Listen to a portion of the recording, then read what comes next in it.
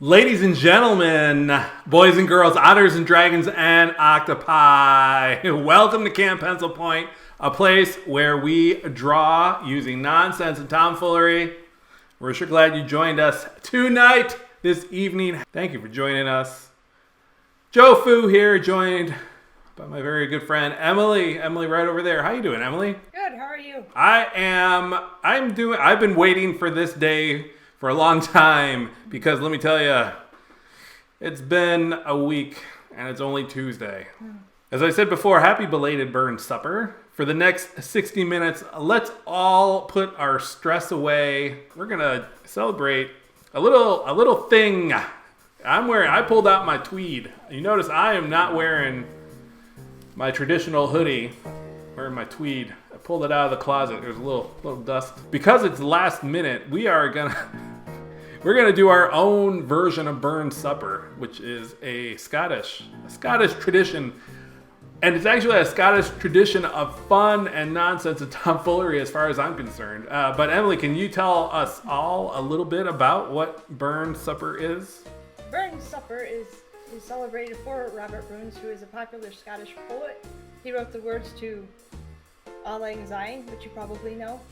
And it's usually celebrated on or around his birthday, usually with a series of events, including marching in the haggis with bagpipes, if you have a bagpiper, a poem read to the haggis, and then, lots of cheers, toasts, dancing, and Scottish music, and of course, reciting of Robert Burns' poems.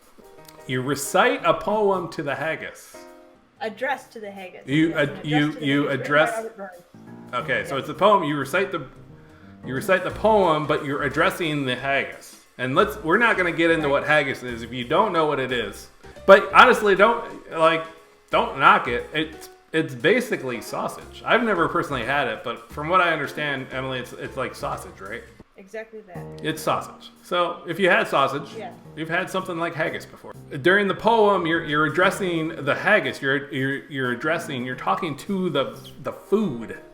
You're addressing how great and fantastic the haggis is, basically. You're talking about how great the haggis is, and then you cut it. How big and juicy. So it's big and juicy, and then you cut it, and you celebrate the cutting of the haggis, and then everyone eats it, and that's basically it. We don't have haggis.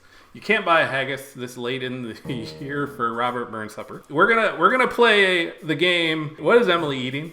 We're gonna play that, but we're gonna celebrate it Burns supper style. So as you can see, Emily's setup is a little different tonight. She has the candy that she is going to eat today, and she is going to recite the Robert Burns poem that is addressed to the haggis, and then she is going to cut into the candy. Okay, here we go. His knife seemed rustic. Oh my gosh. His knife seemed rustic, a labored whip, and cut you up with ready slight, trenching your gushing entrails bright, like any dish. And then, what a glorious sight, warm, steaming, rich. That was nicely done. On to what we're eating today. Emily's eating, hold it up to the camera, some chocolate tree stump candy. Emily has already she's already cut it open with that gigantic knife. There you go. Oh, that's a nice little foil liner. A website calls it these cute and also a bit strange tree stump shape treats have smooth chocolate around crispy cookies. They look like small tree stumps but taste deliciously sweet. So how is it? It's good. It's good. All right. There you go. Chocolatey. Chocolatey? It's like a biscuit. A biscuit? With milk chocolate. Okay. The sugar or the cookie itself is a little basic, so it kind of balances out the sweetness of the chocolate. Ah, the basic cookie. So it's good. You want to get Starbucks. Basic. Mm-hmm. They're a little lacking in the tree stump looking. They were generous with the description. Yeah, they look like they just look like a cookie kind of splattered with chocolate on one end. So on a scale of let's go on the Emily scale 1 to 5, 5 being the best, 1 being not so great. I think these would be a 3.5. We should just make it a scale from 1 to 10. But, you know, we've already committed, so it's okay. All right, so there you go. Tree stump cookie candy, 3.5. A little better than average. It was good to see you stab something, though. It's been a while. Yeah. Okay, so we're gonna go on to the drawing video because it has been such a stressful week. I felt like it was a good idea just to step back and have a little fun and play our funnest drawing game out there, the Frankenstein Sketchins. So Emily and I did some traditional Frankenstein Sketchins. We broke it down into threes, and we both took a top and a bottom and then exchanged, and then we both drew each other's middle. Before we get to the drawing video, let me say, if you're watching the bite-sized version of this video, please follow us on Facebook. And by doing so, you can watch the full live stream on replay. Buckle in, everyone, as we play our favorite fun drawing game, the Frankenstein Sketchins.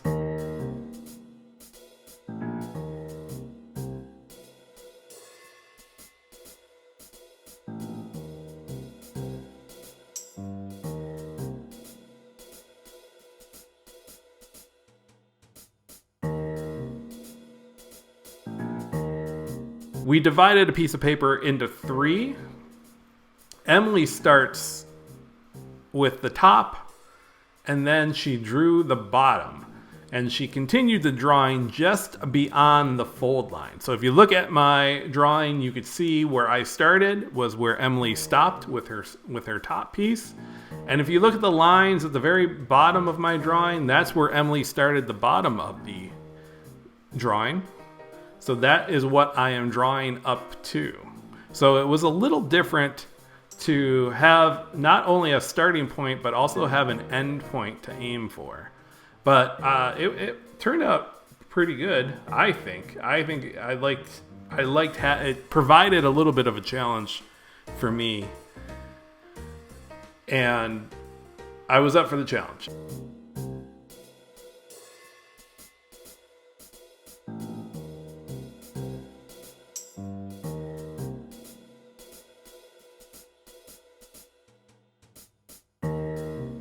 Let me jump in and say Emily is starting her drawing. I think we're starting with the bottom piece first, and then she's going to jump to the top.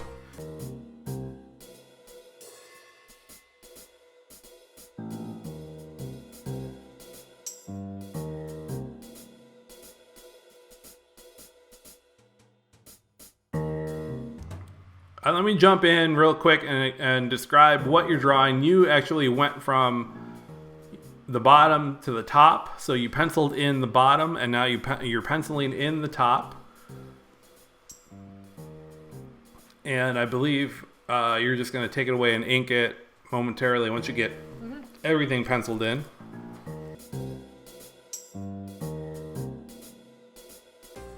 There, Emily is going in with her pen right now, so she is going in with her ink line over her pencil.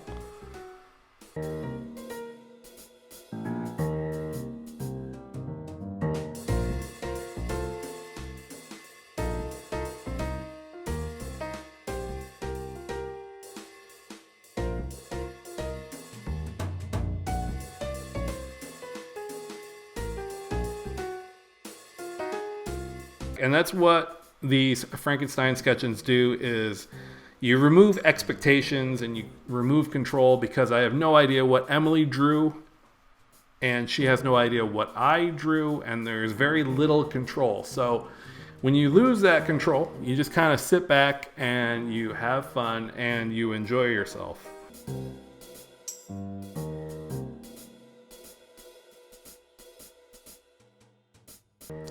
So there's Emily's drawings. We're going to put mine down there, and here we are. There we are. The sloth goes right into the rhino, that goes right into the elephant. We'll start another one, and we'll don't worry, we will go back to the sloth, rhino, elephant in a moment, but Emily's going to start on the middle. I've already drawn the top and the bottom.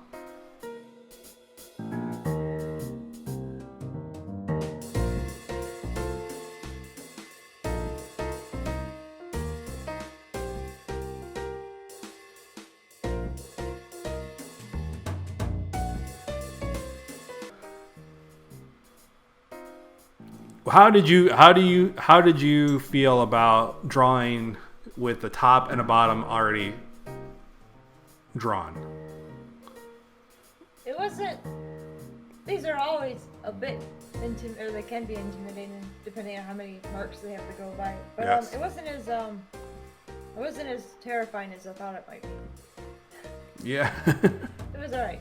Yeah. For me, it's kind of like connecting the dots, so it is a little intimidating at first. Like when there were times where we would have, and I think I'm going to jump in and start drawing the top and the bottom pretty soon. But there are times where we would do these just for fun, and we would exchange them, and you would have like something like 30 lines to start from, and I would have like 20, and then that's just too much.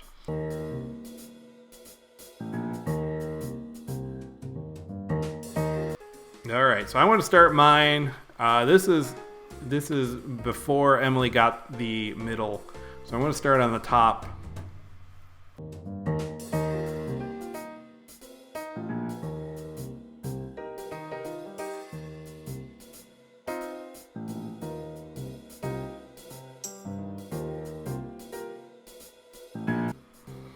And if you couldn't tell, I am drawing an elephant. And that was the repeat, because Emily did draw the elephant lower part in the very first drawing.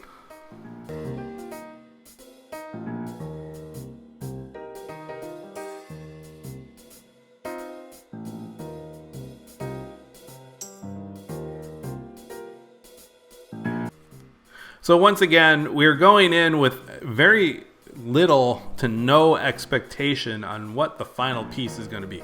And what I like about this is we really let go, just like Elsa, we let it go. And we let the drawing kind of be what it is.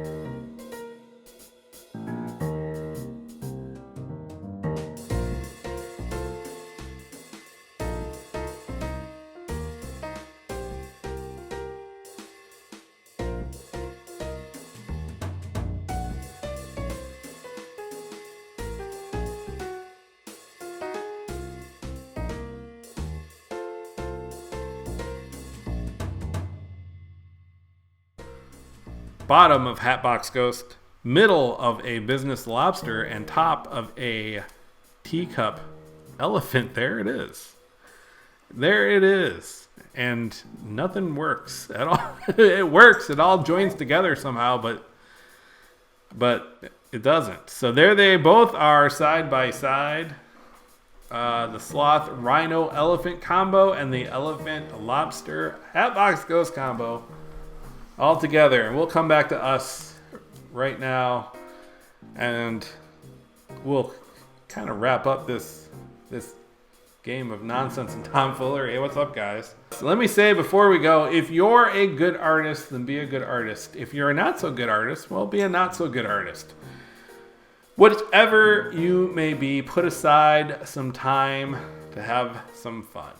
As we wrap this up, let me remind you that you are important, and your artistic voice also is important as well. So please take care of yourself, and please take care of your artistic voice.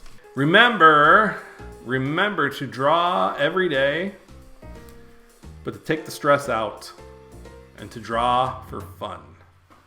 Finally, but most importantly, never stop creating and never stop inspiring.